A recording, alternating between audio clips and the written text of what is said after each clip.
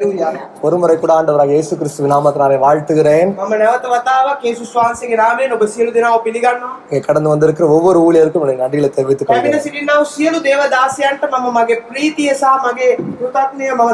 இன்னைக்கு ஒரு 3 மணி வரைக்கும் ஆராதனை கொண்டு போலான்னு விரும்புறேன். எத்தனை பேர் அப்படி இருந்தா சந்தோஷமா இருக்கும் நினைக்கிறீங்க? பரவாயில்ல, கையை தூக்குறதுக்கே விருப்பம் இல்லையா? சரியான நேரத்துல அவங்களை முடித்து ஆசீர்வதிக்கும்படியாக விரும்புகிறேன்.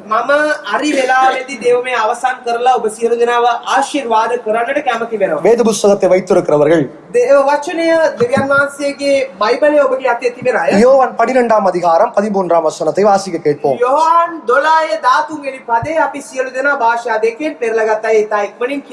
யாராலும் ஒருவர் சத்தமாக வாசிக்க உங்களை அன்போடு கேட்டுக்கொள்கிறேன்.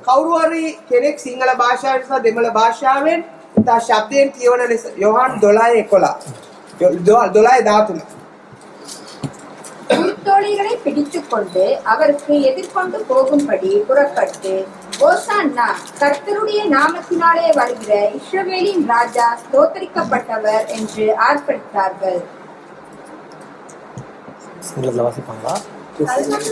උන්වහන්සේගේ පෙරමගට පිටත් ගොස් හෝසානා ස්වාමීන් වහන්සේගේ නාමයෙන් එන්න අවතැනැත්තේ එනම් ඊශ්‍රායල්ගේ රජ ආශිර්වාද ලද්දේකයි මොරගසා කීවෝය. இயேசு கிறிஸ்து சிலுவையில் அறையப்படுவதற்கு ஒரு வாரத்திற்கு முன்பதாக எருசலேம் நகருக்குள்ளே அவர் கடந்து வருகிறார்.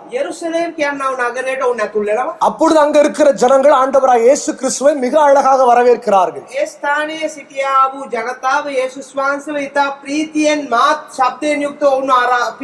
இயேசு கிறிஸ்து சாதாரண ஒரு கழுதையின் மேலே அவர் கடந்து வருகிறார். இந்த இடத்துல 2 முக்கியமான காரியங்கள் எழுதப்பட்டிருக்கிறது. ஒன்று, கழுதையை பார்க்கிறோம். 2 அழகான இலைகளை அவர்கள் அசைக்கிறார்கள்.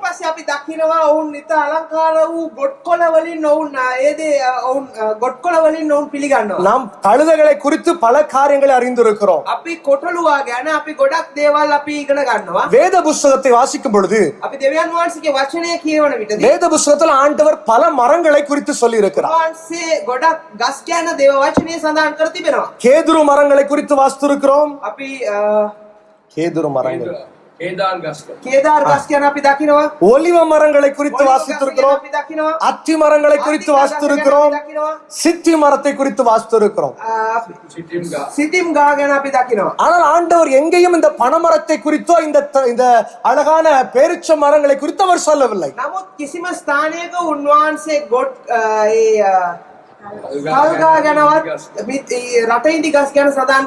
இந்த உலகத்தில் நீங்கள் பயன்படாத பாத்திரமாக இருந்திருக்கலாம். நீங்கள் உபயோகப்படாத ஒரு பாத்திரமாக இருந்திருக்கலாம். ஆனால் ஆண்டவர் வரும் பொழுது உங்களை ஆசீர்வதிக்கிற தேவனாக இருக்கிறார். எதற்கும் பயன்படாத ஒரு மரம் தான். இயேசுடைய வருகையில் அது பயன்பட்டது. இதுவரைக்கும் நீங்க பயன்படாதவர்களாக இருந்திருக்கலாம்.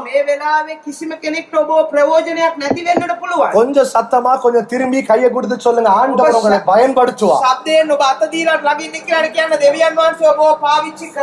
கொஞ்சம் திரும்பிதான் சொல்லுங்களேன். சிலவங்களுக்கு திரும்புறதுக்கே விருப்பம் இல்ல. என்ன நடந்தாலும் பரவாயில்ல, யாரு எப்படி இருந்தாலும் பரவாயில்ல, நான் கடைசி வரைக்கும் சில போல உட்கார்ந்து இருக்கேன். ஆண்டவர் நம்மை அதற்காக அழைக்கவில்லை, ஆசீர்வதிக்கும்படியாக அழைத்திருக்கிறார். நிச்சயமாய் தேவன் நம்மை உயர்த்துவார். எதற்கும் பயன்படாத அந்த பேர்ச்ச மரத்தினுடைய இலைகள் இயேசு கிறிஸ்து வரும்பொழுது அது உபயோகப்பட்டது.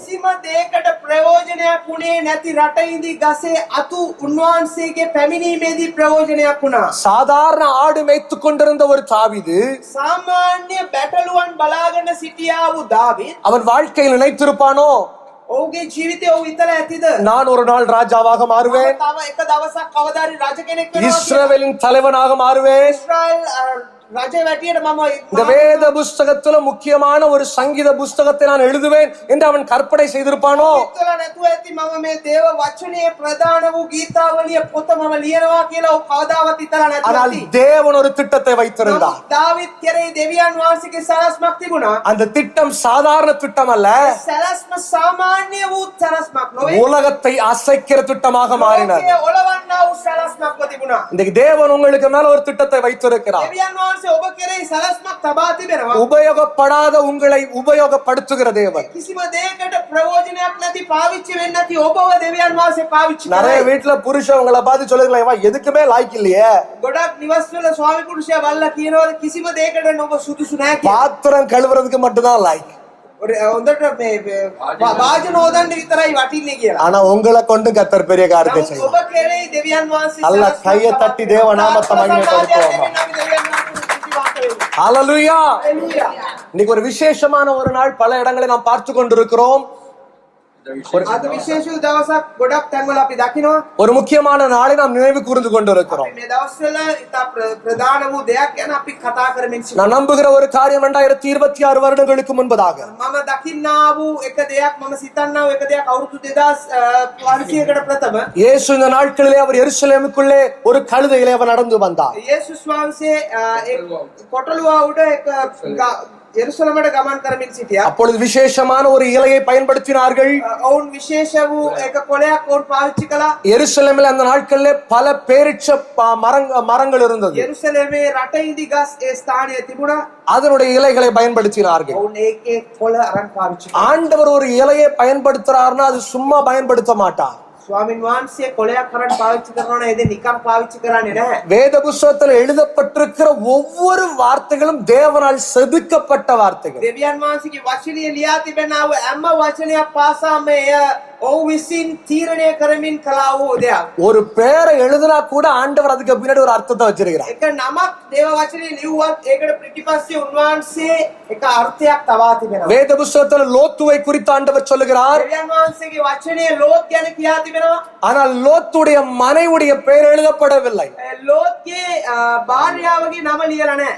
எத்தனையோ மரங்கள் இருந்தாலும் ஆண்டவர் இந்த பேரிச்ச மரத்தை அவர் தெரிந்து கொண்டார். ඔච්චර ගස් තිබුණත් උන්වහන්සේ මේ රටඉදි ගහ තෝරගත්තා. சங்கீதக்காரன் 113ஆம் சங்கீதத்தில் சொல்லுகிறார், சிறியவனை எளியவனை புழுதில் எடுத்து அவனை பிரபுக்களோடு உட்கார வைக்கிற தேவனாக இருக்கிறார். 113 වෙනි පරිච්ඡේදයේ කියනවා දිලින්දාව කසල ගොඩේ නොසවලා ඔවුන්ව රජවරුන් ඉදිරියේ උසස් කරමින් තබනවා කියලා. இன்னைக்கு தள்ளப்பட்ட உங்களை ஆசீர்வதிக்கும்படியாய் தேவன் கடந்து வந்திருக்கிறார். අද දවසේ ඔබව අයින් කරා වූ අය ඉදිරියේ ඔබව ආශිර්වාද කරන්නට උන්වහන්සේ ඇවිල්ලා තිබෙනවා. பிரயோஜனமற்றவர்களை பிரயோஜனம் உள்ளவர்களாய் மாற்றும்படியாய் தேவன் வந்திருக்கிறார். ඒකට ප්‍රයෝජනයක් නැති අයව උන්වහන්සේ ප්‍රයෝජනයක් ඇඩින මාරු කරන්නට ඇවිල්ලා තිබෙනවා. 3 காரியத்தை உங்கள் மத்தியில் எடுத்து வைக்க போகிறார். කාරණා තුනක් ඔබ ඉදිරියේ යමුවේ තබන්නට කැමති වෙනවා. அந்த 3 காரியத்தை யார் பின்பற்றுகிறீர்களோ ඒ කාරණා තුන කවුද අනුගමනය කරන්නේ?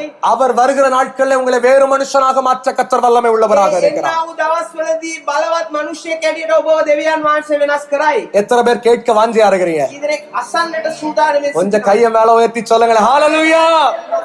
හalleluya. நான் அந்த காலை நேரத்துல இன்டர்நெட்டை நான் சர்ஃப் பண்ணி கொண்டிருக்கும் பொழுது මම මේ උදෑසන මම අන්තර්ජාලයට මම ගමන් කරමින් සිටින විට இந்த பேரிச்ச மரத்தினுடைய குணாதிசயங்களை நான் பார்த்து கொண்டிருந்தேன். මම ඒ පොඩ්ඩක් මම හොයාගෙන සිටියා. මම ඒ රටඉදි ගහේ තිබෙනා වූ ඒකට අර්ථයන් ගැන. ஆண்டவர் அந்த இலையை தெரிந்து கொள்வாரே, ஆனால் அதற்கு சில குணாதிசயங்கள் தேவை. ඒ උන්වහන්සේ යම්කිසි දෙයක් පාවිච්චි කරනවා නම් ඒකට අඩංගු වූ යම් ක්‍රියාවන් අවශ්‍යයි. இன்னைக்கு உங்களை ஆசீர்வதிக்கிறோம்னா உங்களுக்குள்ள சில குணாதிசயங்கள் இருக்க வேண்டும். සමහර ගුණාංග ඔබ තුල තිබෙන්නට ඕනේ දෙවියන් වහන්සේ ඔබව ආශිර්වාද කරන්නට නම්. இந்த மரத்தோடு கூட நம்மை ஒப்பிட்டு உங்கள் மத்தியில பேசும்படியாக விரும்புகிறேன். මම මේ ගහ සමග ඔබව සසඳමින් කතා කරන්නට කැමති වෙනවා. முதலாவது இந்த பேரிச்ச மரம் எப்படிப்பட்ட ஒரு மரம் தெரியுமா? ඔබ දන්නවද රටඉදි ගහ කොයි වගේ තිබෙන ගහක්ද කියලා? எந்த சூழ்நிலையிலும் அது உறுதியான மரமாக இருந்தது. කොයම වාර්තා වරණයේදීත් ඒක ශක්තිමත්ව තිබුණා වූ ගහ. எந்த கிளைமேட்லயும் அது வளரக்கூடிய மரமாக இருந்தது. ඕනම වාර්තා වරණයකදී ඒක වැවෙන්නට ඒක පුළුවන් කමක් තිබුණා. விஞ்ஞானிகள் சொல்லுகிறார்கள் 0 டிகிரி செல்சியஸ் முதல் 50 டிகிரி செல்சியஸ் வரை அது தாக்கு பிடிக்கக்கூடியதாக இருந்தது. ඒ විද්‍යාඥයන් කියනවා සෙල්සියස් අංශක 0 සිට සෙල්සියස් අංශක 5000 දක්වා ඒක දරා ගැනීමේ හැකියාව තිබෙන ගහක් කියලා. இன்னைக்கு நான் உங்களை சொல்லும்படியாக விரும்பவில்லை, මම අද ඔබව කියන්නට කැමති වන්නේ சில නැහැ. கிறிஸ்தவ ஜனங்களை சொல்லும்படியாக விரும்புகிறேன். මම සමහර කිතුරුවන් ගැන කතා කරන්නට කැමති.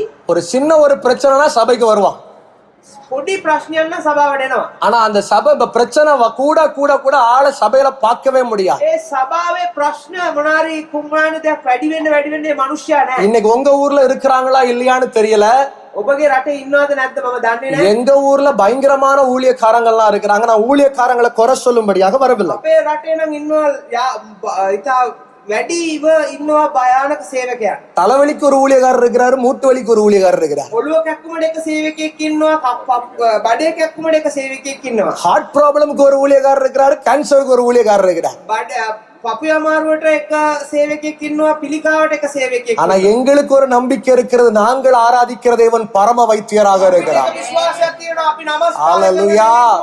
යාපත් දොස්තරවරයෙක්ව සිටිනවා. இன்னைக்கு ஜனங்கள் பல ஊழியக்காரர்களை நம்பி அவர்களுக்கு பின்னாடி அலைந்து கொண்டிருக்கிறார்கள். මිනිස්සුන් ගොඩක් සේවකයෝ දේශ බලමින් ඔවුන්ගේ පිටුපස ගමන් කරනවා. ஆனால் ஒரு பேரிச்ச மரம் எப்படிப்பட்டது தெரியுமா? ඔබ දන්නවද රටේ ඉදිගා කොයි වගේ ගාක්ද කියලා? எந்த நேரத்திலும் எந்த சூழலிலும் அது மாறாமல் உறுதியாக இருக்கிறதாக இருக்கிறது. කිසිම අවස්ථාවකදී කිසිම වාර්තාවරණයකදී ඒක වෙනස් වෙන්නේ නැහැ. இன்னைக்கு சிலரை பார்க்கிறோம், අපි සමහරක් අය බලනවා கஷ்டம் வர்ற வர சபையில உட்கார்ந்து ஆராய்த்து கொண்டே இருப்பார்கள்.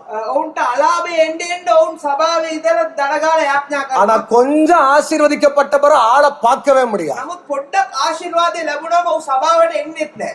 ஆண்டவர் எதை விரும்புகிறார் தெரியுமா?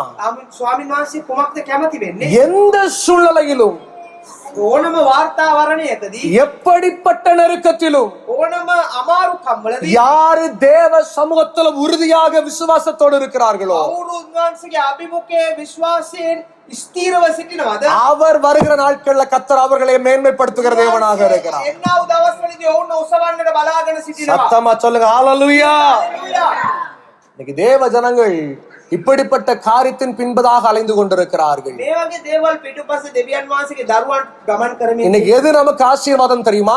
අද මොනවාද අපේ ආශිර්වාදය දන්නවද? நமக்காக ஜெபிக்க கர்த்தர் நல்ல ஊழியக்காரர்களை கர்த்தர் கொடுத்திருக்கிறார். අප වෙනුවෙන් යාඥා කරන්නට යාපත් සේවකයන් වහන්සේ அதுதான் நமக்கு ஆசீர்வாதம். ඒක තමයි අපේ ආශිර්වාදය. இன்னைக்கு மந்திரவாதி நமக்கு ஆசீர்வாதம் அல்ல. අපිට අද මන්ත්‍ර කියන අය, ශාස්ත්‍ර කියන අය இன்னைக்கு ආශිර්වාදය. பயங்கரமான ப்ராஃபஸி அது நமக்கு ஆசீர்வாதம் அல்ல. අනාගත වාක්‍ය කියන දේ ආශිර්වාදයක්. நமக்காக ஜெபிக்க ஒரு ஊழியக்கார குடும்பத்தை ஆண்டவர் நமக்கு என்று கொடுத்திருக்கிறார். අප වෙනුවෙන් යාඥා කරන්නට සේවක පවුලක් තියෙනවා. அதுதான் நம்ம வாழ்க்கையில ஆசீர்வாதம். ඒ දේ තමයි අපගේ ජීවිතයේ ආශිර්වාදය. வேத புஸ்தகத்துல வாசிக்கும் பொழுது மோசேயுடைய கரங்கள் குறுகி போகும் பொழுது දෙවියන් වහන්සේගේ වචනේ අපි දකින විටදී මෝසෙස්ගේ හත පාල්ලයට යන විටදී ஆரோனும் ஊரும் அவனுடைய கரங்களை தாங்கி பிடித்தார்கள். ආරොන් සහ ඌර් ඔහුගේ අත බිමට වැටෙන්නේ නැතුව රඳවගෙන අල්ලගෙන හිටියා. நானா இருந்தா கண்டிப்பா உடைச்சு போட்டிருப்பேன். මම නම් ඒක කඩලා දානවා. இன்னைக்கு ஜனங்கள் அப்படிதான் இருக்கிறாங்க. අද ජනතාව එහෙම තමයි ඉන්නේ. பாஸ்டர் முட்டங்கால் போட்டு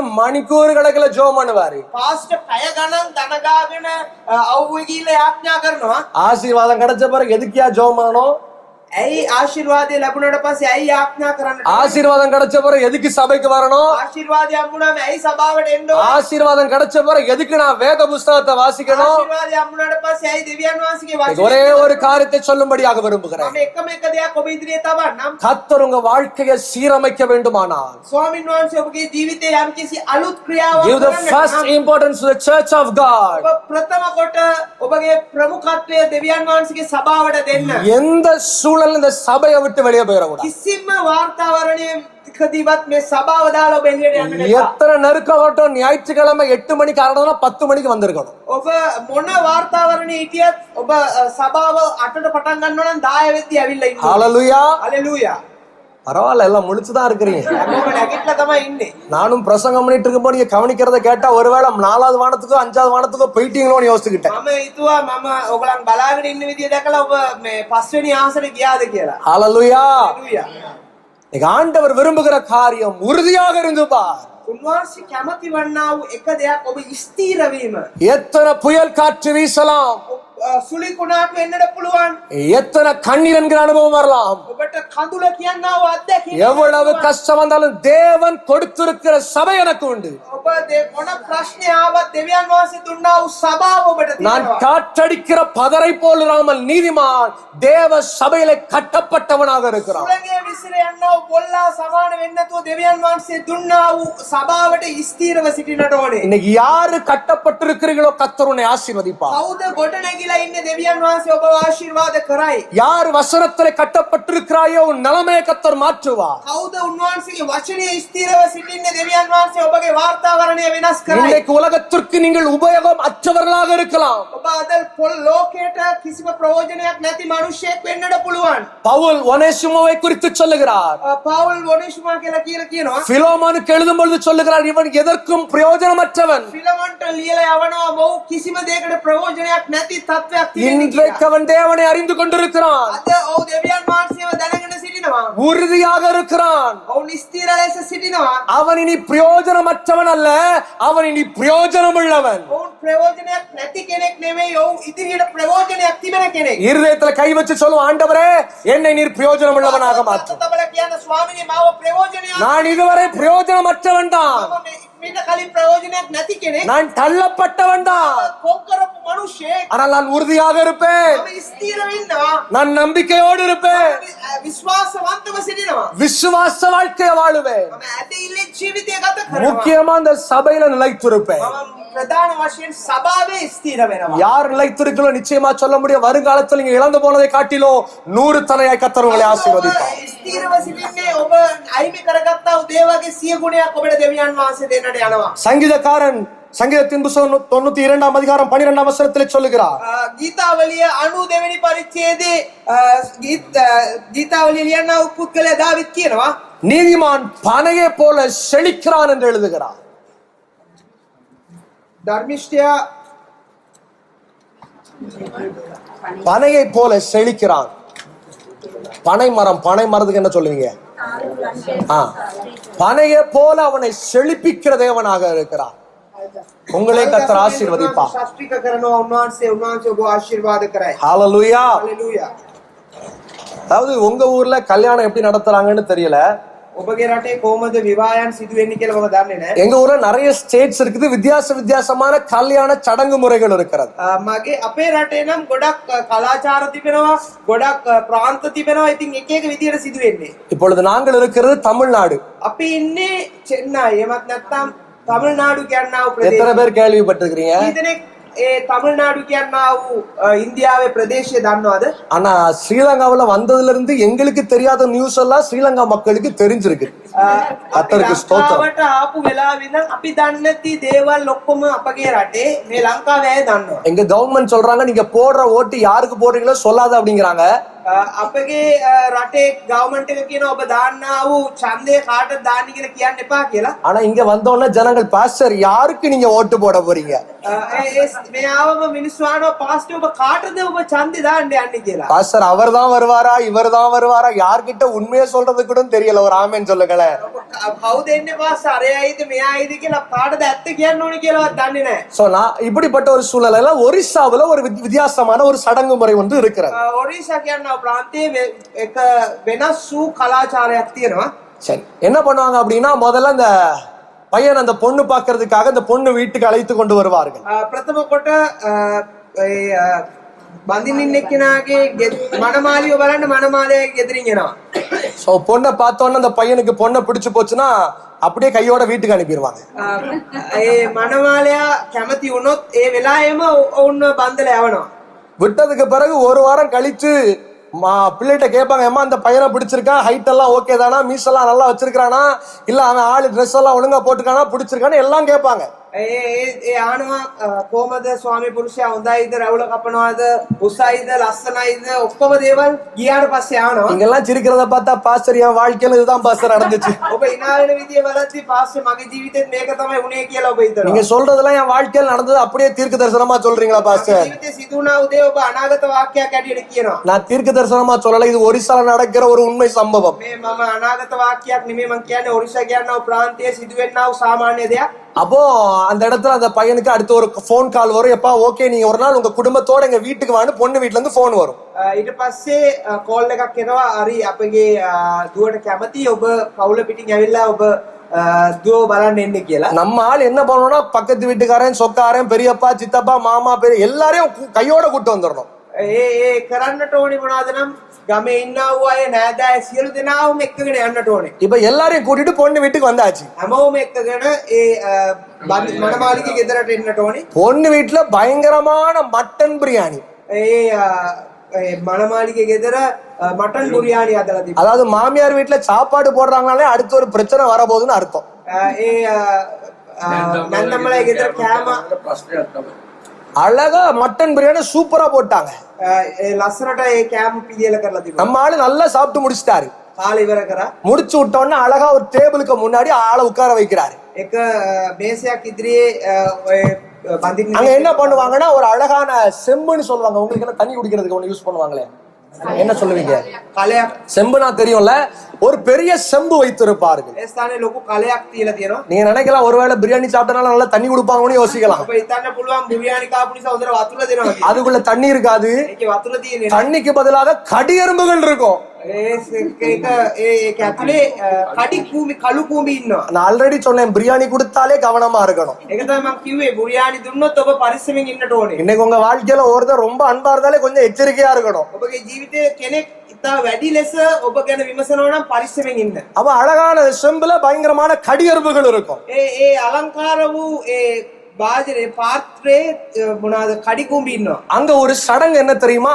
ඒ ඔබ එක දෙයක් මොනවාද දන්නවද කලාචාරයක්? அந்த பொண்ணை கல்யாணம் பண்ணி கொடுக்கணும்னா ඒ දුවව බන්දලා දෙන්නට අවශ්‍යයි නම් அந்த பையன் அந்த செம்புக்குள்ள 1 மணி நேரம் கைய விட்டுருக்கணும். ඒ බඳින්න ඉන්න කොල්ලා අත දාගෙන ඉන්න ඕනේ කඩි ගුල ඇතුළට. பாஸ்டர் இவங்க எல்லாம் சிரிக்கிறத பார்த்தா இது மட்டும் எனக்கு இருந்தா நான் தப்பிச்சிருப்பேன்னு நினைக்கிறாங்க பாஸ்டர். විනා වෙන විදිය දැක්කොත් මේ වගේ මට තිබුණු මමත් බේරෙනවා කියලා හිතනවා. ஹalleluya. හalleluya. 1 மணி நேரம் இந்த கடி அவன் தாங்கினாதான் பொண்ணை கொடுப்பாங்க. ඒ කඩියෝ කණේක දරාගත්තොත් තමයි දෙන්නේ. அந்த பிரியாணியை சாப்பிட்டு கையை எடுத்துட்டான்னு வச்சுக்கோங்களேன், உனக்கு பொண்ணும் கிடையாது ஒண்ணும் கிடையாது, வீட்டுக்கு அனுப்பிடுவான். බුරියානියක කාලා ඒ කඩි ගුලෙන් අත ගත්තොත් කිසි දෙයක් උට ලැබෙන්නේ නැහැ. அந்த 1 மணி நேரம் யார் அந்த பிரச்சனையை தாங்கி சபைக்குள்ள உட்கார்ந்து இருக்கிறார்களோ அவர்களை கர்த்தர் ஆசீர்வதிப்பார். ඒ පැයක් කවුද දෙවියන් වහන්සේගේ අභිමුඛයේ ඒ දේ දරාගෙන ඉන්නවද දෙවියන් වහන්සේ ඔවුන්ව ආශිර්වාද. இன்னைக்கு பிரச்சனை வந்தோடனே சபையை விட்டு கூடு பாயிற மாதிரி மாறிக்கிட்டே இருக்கிறான். පොඩි ප්‍රශ්නයක් වෙච්ච ගමන් සභාවෙන් සභාවට පැන යනවා. இன்னைக்கு ஆண்டவர் நல்ல சபையே நல்ல ஊழியக்காரர் நல்ல ஒரு குடும்பத்தை ஆண்டவர் உங்களுக்கு கொடுத்திருக்கிறார்.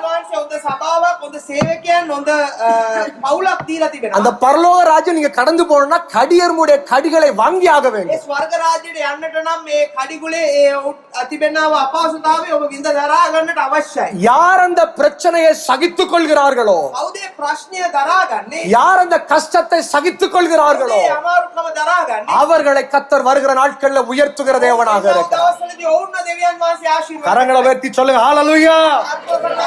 හalleluya.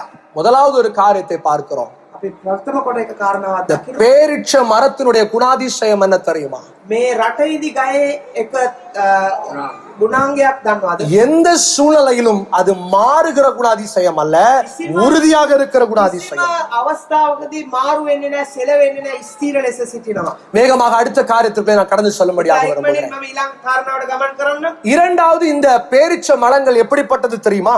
මේ රටයිදි ගහ කොයි වගේ තිබෙනවද කියලා ඔබ දන්නවද? அதிகமாக கனி கொடுக்கிற ஒரு மரமாக இருக்கிறது. වැඩි ලෙස ඵල දෙන්නා වූ ගසක්ව තිබෙනවා. அதிகமாக கனி கொடுக்கிற ஒரு மரமாக இருக்கிறது. වැඩි ලෙස ඵල දෙන්නා වූ ගහක්ව තිබෙනවා. சொல்லுகிறார்கள் ஏறத்தாழ இது 100 வருடங்கள் வாழுமாம். ඒ ගස අවුරුදු 100ක් තිබෙයිලු. ஒரு வருஷத்துக்கு ஏறத்தாழ 150 கிலோ பேரிச்ச பழங்களை கொடுக்குமா. සාමාන්‍යයෙන් අවුරුද්දකට කිලෝ 150කට වඩා පළදාවක් අපිට දකින්න இன்னைக்கு පුළුවන්. கிறிஸ்தவ பிள்ளைகளுக்கு பேரு அன்புண்டா இருக்கும், සමහරක් කිතුණු දරුවන්ගේ නම අන්බු. ஆனா வாழ்க்கையில ஃபுல்லும் வம்பு பிடிச்சவனாவே இருப்பான். ඔහුගේ ජීවිතේම නමුත් ඔහු ප්‍රශ්න ඇති කරන්නා පුද්ගලයෙක්ව තමයි. வெளிப்பிரகாரமாய் கிறிஸ்தவன் தான், එළියෙන් පේන්නේ කිතුණෙක් තමයි. ஆனா வாழ்க்கையில கனியற்றவர்களாக இருப்பார்கள். ඔහුගේ ජීවිතේ ඵල නැහැ. வெளியரங்கத்துல பார்க்க ஆராதிக்கிறது நல்லாதான் இருக்குது. එළියේදී අපි දකිනවා ඔව් ලස්සනට. வெளியரங்கத்துல துதிக்கிறது நல்லாதான் இருக்குது. එළියේදී ස්තුති කරනවා ලස්සනට. வெளியரங்கத்துல செய்கிற காரியம் பெர்ஃபெக்ட். එළියේදී පේනවා හරි අලංකාර ලෙස ஆனால் දේවල් කරනවා. கர்த்தர் ஆசீர்வதிக்க வேண்டுமானால் නමුත් උන්වහන්සේ ආශිර්වාද කරනවා. கலாத்தியர் 5ஆம் அதிகாரம் 22ஆம் வசனமும் 23ஆம் வசனமும் ஆவியின் கனிகளை குறித்து கற்றுத் தருகிறது. ගලාති 5:22 23 උන්වහන්සේ ආත්මයන් වහන්සේගේ ඵල ගැන ස්ථානයේ அன்பு வேண்டும், ප්‍රේමය ගැන, சந்தோஷம் வேண்டும், ප්‍රීතිය ගැන, சமாதானம் வேண்டும், සමාදානය ගැන, பொறுமை வேண்டும், ඉවසීම ගැන, தாழ்மை வேண்டும். සත්කම ගැන இதெல்லாம் ஒண்ணு இருக்காது.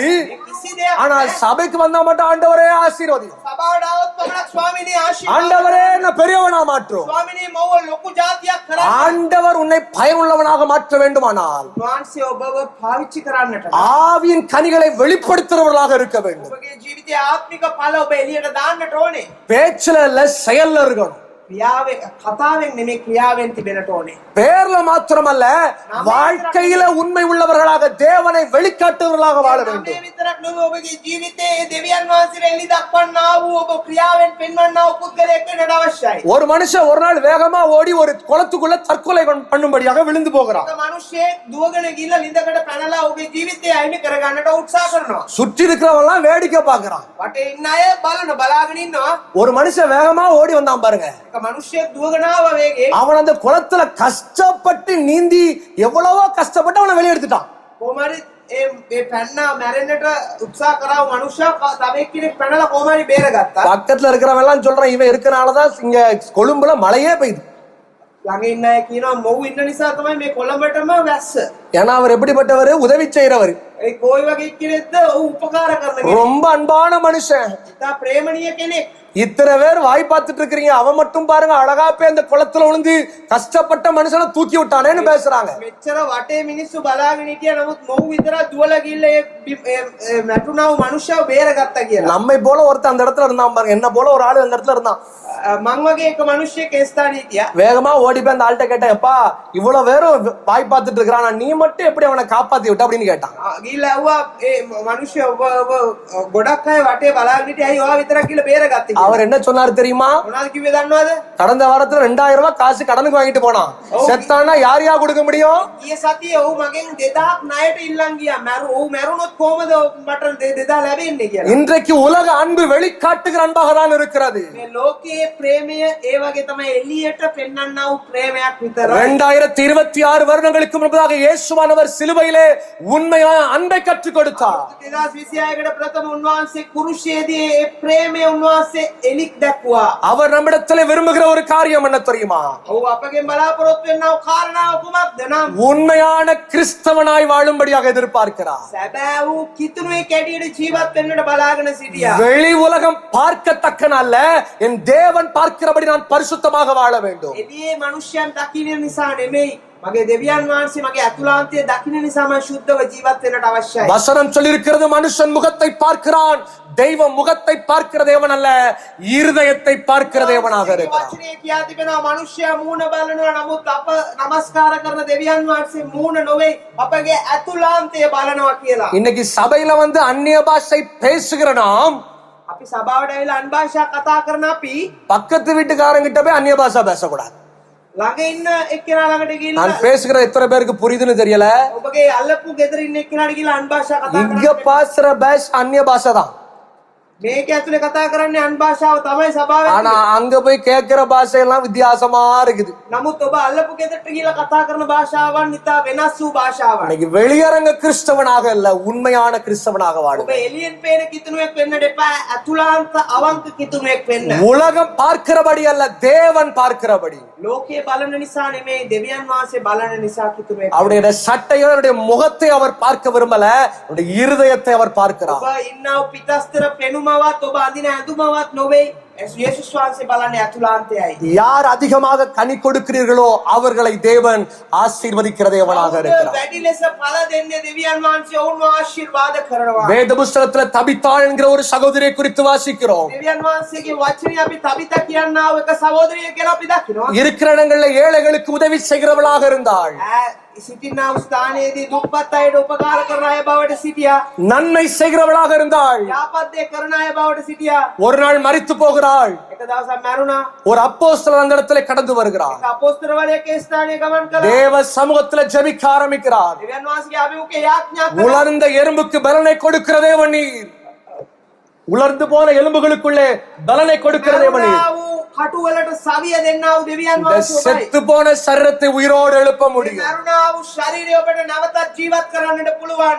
அவள் கனிகள் உடையவளாக இருந்தபடியால் ඵල දෙන්නා වූ සහෝදරියෙක්ව සිටිය නිසා செத்து போன தபித்தாள் மறுபடியும் உயிரோடு எழும்பினார். මරුණා වූ තබිතා නැවතත් නැගිට්ටා. இன்னைக்கு நீங்க கனி கொடுக்கிறவர்களாக உண்மையான கிறிஸ்தவனாக தேவனுக்கு பயப்படுகிறவர்களாக இருப்பீர்கள். ஆனால் நிச்சயமாக இழந்து போனதை கர்த்தர் மறுபடியும் உயிரோடு எழுப்புவார். ඔබ තබිතා වගේ ඔබ ස්ථීරව ඵල දෙන්නා වූ අය ඇටියට ඔබ සිටියොත් ඔබ නැති කරගත්තා වූ දේ නැවත දෙවියන් වහන්සේ දෙන්නට බලාගෙන සිටිනවා. கடைசியாக ஒரே ஒரு காரியத்தை மாத்திரம் சொல்லி நான் முடிக்கும்படியாக விரும்புகிறேன். එකම එක කාරණාවක් කියලා මම අවසන් කරන්නම්. இப்பதான் சிலர் சிரிக்க ஆரம்பிச்சிருக்கிறாங்க. මම සමහරක් අය hina වෙන්නට පටන් අරන් තිබෙනවා. கர்த்தர் நல்லவர். උන්වහන්සේ යහපත්. கடைசியாக இந்த பேரிச்ச மலத்தினுடைய ஒரு குணாதிசயத்தை உங்கள் மத்தியில சொல்லும்படியாக මම விரும்புகிறேன். අන්තිමට තවත් තුන්වෙනි කාරණාවක් වශයෙන් මේ රටින්දී ගසේ තිබෙනා වූ තව ගුණාංගයක් ගැන කතා කරන්න කැමතියි. இந்த பேரிச்ச மரங்கள் எங்கே வளரும் தெரியுமா? ඔබ දන්නවද රටින්දී ගහ තවත් කොහෙද වැවෙන්නේ කියලා? நாம் அதிகமாக பார்க்க வேண்டுமானால் பாலைவனங்களில் தான் வளரும். ඒක අපි බලනවා නම් ගොඩක් වනා ඒක පාළු කාන්තාරවල තමයි වැවෙන්නේ. பாலைவனங்கள் நாம் அதிகமாக பார்க்க முடியும். துபாய், சவுதி அரேபியா, UAE கண்ட்ரீஸ்ல நம்ம அது பார்க்கலாம். අපි ඒ දේ දකින්නට පුළුවන් ඩුබායි ඒ වගේ සෞදි අරාබියා ඒ වගේ තිබෙනා වූ රටවල් වල අපිට දකින්නට පුළුවන්. அதாவது விஞ்ஞானிகள் ஒரு காரியத்தை சொல்லுகிறார்கள். විද්‍යාඥයන් එක කාරණාවක් කියනවා. இந்த பேரிச்ச மரங்கள் මේ රටින්දී ගස් அந்த பாலைவனத்துல நிழல் கொடுக்கிற ஒரு மரங்களாக இருக்கிறது. කාන්තාරේ අපිට එවන ලබා දෙන්නා වූ ස්ථානයක් දෙයක්ව තිබෙනවා. நாம் இன்றைக்கு சிலருக்கு நிழலை கொடுக்க வேண்டும். අපි සමහරක් වෙලාවට අපේ සමහරක් අයට එවනල්ලක් වෙන්නට ඕනේ. உடைந்து போனவர்களுக்கு நாம் ஆறுதலாக இருக்க வேண்டும். අපි කැඩුනා වූ අයට නිදහසක්ව සිටින්නට ඕනේ. கண்ணீரோடு ஒரு சகோதரியோ ஒரு சகோதரனோ நம்முடைய சபைக்கு வருவார்களே ஆனால் அவருடைய கண்ணீரை துடைக்கிறவர்களாக இருக்க வேண்டும். අපි කඳුලෙන් සභාවට මිනිස්සෙක් ආවොත් ඒ කඳුල පීදන්නා වූ අය ඇටියට සිටින්නට ඕනේ. பழைய ஏற்பாட்டின் புஸ்தகத்துல நோவாவுடைய மகன் ஹாமை குறித்து நாம் வாசிக்கிறோம். පරණ ගිවිසුම් පොතේ නෝවාගේ පුත්‍රයාගේ ආම් කියනා වූ පුත්‍රයා දැන් අපි දකිනවා. ஆதியாகமம் 9ஆம் அதிகாரம் 20ஆம் வசனம் முதல் 27ஆம் வசனம் வாசிக்கும் பொழுது උත්පත්ති 29 අපි දකින විටදී அவர் திராட்சை ரசங்களை குறித்து அவர் நிர்வாணமாக இருக்கிறார். ඔව් මුද්‍රික පාන බීලා වූ නග්නව සිටිනවා. நம்ம ஹாம் அமைதியாக அவன் நிர்வாணத்தை மறைத்திருக்க வேண்டும். ඔව් නිශ්ශබ්දව ඔහුගේ නග්නය ඔවුන් වසාගෙන සිටින්නට අවශ්‍යයි. ஆனால் இவன் செய்த ஒரு காரியம் என்ன தெரியுமா?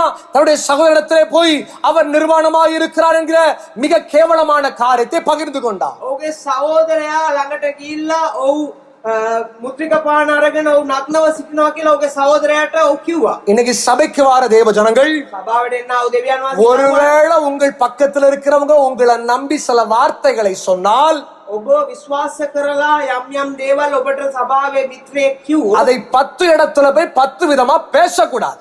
දැන් 10කට ගිහිල්ලා 10 විදියට ඔබ කතා කරන්න හොඳ නෑ ඔහුට. நான் போகிற இடத்துல எல்லாம் ஒரு வார்த்தையை சொல்றது உண்டு. මම යන්නා වූ සියලු ස්ථානයක වචනයක් තිබෙනවා. ஒரு காலத்துல நம்மை பார்த்து விசுவாசிகள் என்று கூறினார்கள். එක කාලයකදී මාව බලලා අපව බලලා ඇදලිවන්තයුන් தேவனை ஆராதிக்கிற பிள்ளைகளுக்கு ஒரு பேர் இருக்கிறது, விசுவாசிகள். என்னது? දෙවියන් වහන්සේව නමස්කාර කරන අයට තිබෙනවා එක ஆனா වචනයක් ඇදලිවන්තයෝ. இன்னைக்கு கொஞ்சம் மாறி இருக்குது தெரியுமா? අද මාරු වෙලා තිබෙනවා දන්නවද? வெச ஊசிங்கிறான். විස කටු කියලා කියනවා. விசுவாசி இன்னைக்கு வெச ஊசியா மாறி இருக்கிறான். ඇදලිවන්තයා නෙමෙයි අද විස කටු වෙලා බවට මාරු වෙලා තියෙනවා. ஒரு காலத்துல நம்பி காரியத்தை சொல்லலாம், එක කාලයකදී විශ්වාස කරලා මට இன்னைக்கு நம்ப முடியல. අද විශ්වාස කරන්න බෑ. ஆண்டவர் உங்களை ஒரு நிழலாக மாற்றும்படியாக விரும்புகிறார். උන්වහන්සේ ඔබව එවනැල්ලක් ඇටියට මාරු කරන්නට කැමති. இயேசுடைய நிழலை வெளிப்படுத்துகிற ஒரு நிழலாக உங்களை கர்த்தர் மாற்றும்படியாக விரும்புகிறார். උන්වහන්සේගේ එවනැල්ල ඔබ තවත් කෙනෙක්ට දෙන පිණිස ඔබ උන්වහන්සේ වෙනස් කරයි. யார் உங்க வாழ்க்கையில் அவரை பிரதிபலித்து அவருடைய நிழலாக நீங்க வாழுகிறீர்களோ நிச்சயமாக சொல்ல முடியும், அவருடைய வருகையில உங்களை மேன்மைப்படுத்துகிற தேவனாக இருக்கிறார். ඔබ කවුරු දෙවියන් වහන්සේගේ එවනැල්ල ඔබ තුල අරගෙන ඒක තවත් කෙනෙක්ට දෙමින් ඔබ ජීවත් වෙනවාද? ඔබ දෙවියන් වහන්සේගේ ඊමේදී දෙවියන් වහන්සේ ඔබ උසස් කරයි. 2026 வருடங்களுக்கு முன்பதாக අවුරුදු 2026 ප්‍රථම அந்த சிலுவை மரத்திலே ඒ කුරුස ගසේ அவர் நமக்கு நம்முடைய பாவங்களுக்கு அவர் நிழலாக மாறினார். අපගේ පාපය උදෙසා ඔව් කුරුසියට ගියා එවනැල්ලක් වුණා. நம்முடைய ரோகங்களுக்கு அவர் நிழலாக மாறினார். අපගේ රෝග වෙනුවෙන් ඔව් එවනැල්ලක් වුණා. நம்முடைய சாபத்திற்கு அவர் நிழலாக மாறினார். ආගේ සාපය වෙනුවෙන් ඔව් එවනැල්ලක් වුණා. இன்னைக்கு உங்களை நம்பி ஒரு காரியத்தை சொல்றாங்களா, முட்டங்கால் போட்டு ஜெபம் பண்ணுங்க. ඔබ විශ්වාස කරලා මිනිහෙක් දෙයක් කිව්වොත් ඔබ දනගාලා ඔව් වෙනුවෙන් යාඥා කරන්න. இன்னைக்கு விசுவாசிகள் உங்களை நம்பி குடும்ப பிரச்சனை சொல்றாங்களா, தேவ சமூகத்துல முட்டங்கால் போட்டு ஜெபம் பண்ணுங்க. ඔබ විශ්වාස කරලා මිනිහෙක් දෙයක් පෞල් ප්‍රශ්නයක් කියනොත් ඔබ දනගාලා යාඥා කරන්න. அதை விட்டுட்டு பக்கத்து வீட்டுல போய் அவ எப்படி தெரியுமா இவ எப்படி தெரியுமா, நோ. ඔබ ඒක අතරලා ළඟ ඉන්න මිනිහයාට කියලා එයා මේම කිව්වා මෙයා මේම කිව්වා මෙයාගේ වැරද්ද කොහොමද කියලා ඔබ කියන්න යන්න இன்னைக்கு එපා. இப்படிப்பட்ட குணாதிசயங்கள் இருக்குமே, ஆனா இன்னைக்கு விட்டுடுங்க, ஆண்டவரே என்னை மன்னித்து விடும் என்று கேளுங்க. මෙවැනි වාතාවරණයක නම් ඔබ ඉන්නේ ඔබ දෙවියන් වහන්සේ ඉදිරියේ සමාව ඉල්ලන ස්වාමිනී මට සමාව වෙන්න මෙවැනි තත්ත්වයක මම ඉන්නවා කියලා. கர்த்தர் நம்மை உயர்த்தும்படி அந்த வார்த்தைகளை கொடுக்கிறார். උන්වහන්සේ අප උසස් කරන පිණිස මේ වචනේ අපට දෙනවා. விரம்பை கையாளத மனுஷன் தன் மகனை பகைக்கிறான். केवल पागल करने ती या तमागे पुत्रियाव द्वेष करता. இன்னைக்கு ஒருவேளை கடினமான வார்த்தைகளாக இருக்கலாம், මේක දැඩි වචනයක් වෙන්නට පුළුවන්. ஆனால் ஆண்டவர் ஏன் பேசுகிறார் தெரியுமா? ඇයි කතා කරන්න කියලා ඔබ දන්නවද? நம்மை கட்டி எழுப்பும்படியாக விரும்புகிறார். ඔබ ගොඩනගන පිණිසයි. எதிர்காலத்தை ஆசீர்வதிக்கும்படியாக விரும்புகிறார். අනාගතය ආශිර්වාද කරන පිණිසයි. நிச்சயமாய் அவருடைய வருகையில நம்மை வேறு மனுஷனாக கர்த்தர் மாற்றுவார். සැකවම උන්වහන්සේගේ පෙමිණීමේදී අපව එවනැල්ලක් දෙන්නා වූ මිනිහෙක් බවට මාරු කරනවා. மறுபடியுமாக யோவான் 12ஆம் அதிகாரம் 13ஆம் வசனத்தை ஒருவர் வாசிக்கும்படியாக விரும்புகிறேன். මම කැමති වෙනවා යොහාන් 12 වෙනි පරිච්ඡේදයේ 13 වෙනි පදය නැවත වතාවක් කවුරු හරි භාෂා දෙකකින් කියවනවා නම්. புல்தோலைகளை பிடித்துக் கொண்டு அவருக்கு எதிர்கொண்டு போகும்படி புறப்பட்டு ஓசான்னா கர்த்தருடைய நாமத்தினாலே வருகிற இஸ்ரவேலின் ராஜா ஸ்தோத்தரிக்கப்பட்டவர் என்று ஆர்ப்பரித்தார்கள். தமிழில மிக அழகான அந்த வார்த்தை எழுதப்பட்டிருக்கிறது. දෙමළ භාෂාවේ ඉතා ලස්සනට මේ වචනේ කියා තිබෙනවා. அவருக்கு எதிர்கொண்டு போகும்படி புறப்பட்டார்கள். ඔව් අනුගමනය කරන පිණිස මනුෂ්‍යයන් පිටත් වුණා. எதிர்கொண்டு போகும்படி புறப்பட்டார்கள். ඔවුන් දෙවියන් වහන්සේව අනුගමනය කරන පිණිස ඔවුන් පිටත් වුණා. இந்த மூன்று காரியங்களும் உங்களுக்குள்ள இருக்குமே ஆனால், මේ කාරණා තුනම ඔබ තුල තිබෙනවා නම් வேத புஸ்தகத்தில் வாசிக்கும் பொழுது 10 கன்னிகைகள் இருந்தார்கள். බයිබලයේ අපි කියවන විදිහදී කන්‍යාවන් 10 දෙනෙක් සිටියා. 5 பேர் தயாராக கிளம்பினார்கள். 5 දෙනෙක් සූදානම්ෙන් පිටත් වුණා. 5 பேர் பார்த்து கொள்ளலாம் என்கிற மனநிலைமையோடு இருந்தார்கள். 5 දෙනෙක් පස්සේ බලාගමු කියලා එක තත්ත්වයේ. இன்றைக்கு ஆண்டவர் பேசுறான், நாளைக்கு நான் மனம் திரும்புவேன் ஐயா. අද උන්වහන්සේ කතා කරොත් එටමම පසුතැවිලි වෙන්නම් කියලා ඔබ හිතනවා. எவ்வளவுதான் வசனம் கேட்டாலும் நான் கல்லு போலதான் இருப்பேன். ඔච්චර වචනේ ඇසුවත් මම ගලක් වගේ තමයි ඉන්නේ. எனக்கு இந்த ஆசீர்வாதம் போதும் என்று அமைதியாக இருப்பார்கள். මට මේ ආශිර්වාදය ඇති කියලා නිශ්ශබ්දව ඉන්නවා. 5 பேர் தயாராக கிளம்பினார்கள். 5 දෙනෙක් සූදානම්ෙන් සිටියා. நடு இரவிலே ஒரு சத்தம் கேட்டது. අද රාත්‍රියේදී එක ශබ්දයක් ඇසුණා. இதோ மணவாளன் வருகிறார். මෙන්න මනමාලයා එනවා. யார் தயாராக இருக்கிறீர்களோ புறப்பட்டு வாருங்கள். කවුද සූදානම්ෙන් සිටින්නේ? ඔව් එන්න. 3 காரியங்கள் நம்மை பரிசுத்தப்படுத்துகிறது. කාරණා තුනක් අපව පවිත්‍ර කරනවා. எப்படிப்பட்ட சூழ்நிலையிலும் உறுதியான நம்பிக்கை. කොය වාර්තාවරණයේදී අපි ඇදහිල්ල බලාගෙන සිටින්නට ඕනේ. வசனம் சொல்லியிருக்கிறது, முதலாவது தேவனுடைய ராஜ்யத்தையும் ප්‍රථම කොට දෙවියන් වහන්සේගේ රාජ්‍යය. அவருடைய நீதியும் தேடுகிறவர்களுக்கு උන්වහන්සේගේ ධර්මිෂ්ඨකම හොයන මනුෂ්‍යයා எதிர்பார்க்கிற எல்லாவற்றையும் அவர் கொடுப்பார். උන්වහන්සේ ඔබ බලාපොරොත්තු වෙන හැමදේම දෙනවා ඇත. இரண்டாவது பார்க்கிறோம் கனி கொடுக்கிறவர்கள். දෙවනුව අපි දකිනවා ඵල දෙන්නා වූ අය. மூன்றாவது பார்க்கிறோம் තුන්වෙනුව දකිනවා நிழலாக இருக்க வேண்டும். එවනල්ලක්ව ඉන්නට ඕනේ. யார் இதை தன்னுடைய மனதிலே வைத்து தயாராக இருக்கிறார்களோ, කවුද ඔවුන් මේ දේවල් තමාගේ අදවතේ තියාගෙන සූදානම්ෙන් ඉන්නවද?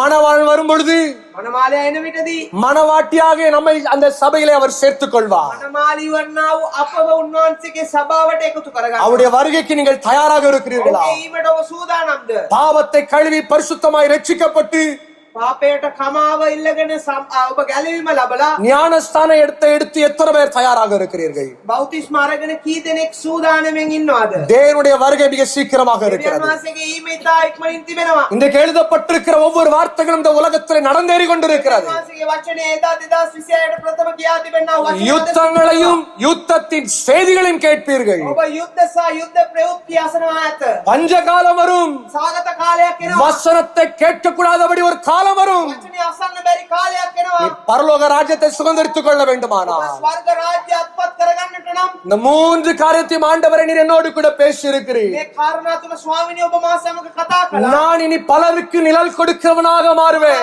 ගොඩක් අයට මින් ඉදිරියට මම එවනල්ලක් වෙනවා. பல குடும்பத்திற்கு நான் ஆசீர்வாதமாக இருப்பேன் පවුල් වලට මම ආශිර්වාදයක් වෙනවා. என்று உங்களை ஒப்பு கொடுத்து பாருங்கள். ඔබ උන්වහන්සේට බාර දෙන්න. நிச்சயமாய் தேவ ஆவியானவர் නිසකවම දෙවියන් වහන්සේ வருகிற நாட்கள்ல உங்களை பலப்படுத்துவார். උන්වහන්සේ එන්නව දවස්වලදී ඔබ උසස් வருகிற நாட்கள்ல உங்களை உயர்த்துவார். එන්නව දවස්වලදී ඔබ උසස් කරයි. இந்த சூழ்நிலையை மாற்ற அவருக்கு லேசான காரியம். මෙවැනි වාතාවරණයක් වෙනස් කරන්නට උන්වහන්සේ கரங்களை தட்டி தேவ நாமத்தை மகிமைப்படுத்தும். ஹalleluya. கர்த்தர் இன்றைக்கு நம்மை தேடி வந்திருக்கிறார். උන්වහන්සේ අප හොයාගෙන ඇවිල්ලා තිබෙනවා. இன்னைக்கு நாம் தேவ சமூகத்துல ஒப்பு கொடுக்க போறோம். இருக்கிற இடங்களை கண்களை மூடி. ඔබ ඉන්න ස්ථානයේ ඔබගේ දෙනෙත් වසමින් ஆண்டவரே நீர் எங்களோடு கூட பேசி இருக்கிறீரப்பா. ස්වාමිනේ ඔබ අද මා සමග කතා කරා. கொஞ்சம் வாய்களை திறந்து ஸ்தோத்திரம் பண்ணி தேவ நாமத்தை மகிமைப்படுத்த போறோம். කරමින් ඔබ කියන්න ස්තුතියි කියලා Thank you, කියන්න. Jesus. Hallelujah, hallelujah, hallelujah, hallelujah, hallelujah. ஆவியானவரே ஸ்தோத்திரம், ஸ்தோத்திரம், ஸ்தோத்திரம், ஸ்தோத்திரம், ஸ்தோத்திரம். Hallelujah. நன்றி ஆவியானவரே. ஸ்தோத்திரம், ஸ்தோத்திரம், ஸ்தோத்திரம்.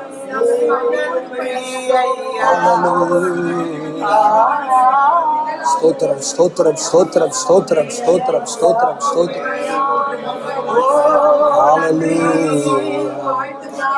முடிந்த எல்லாரும் இருக்கிற இடங்களை நாம் எழுப்பி நன்றி.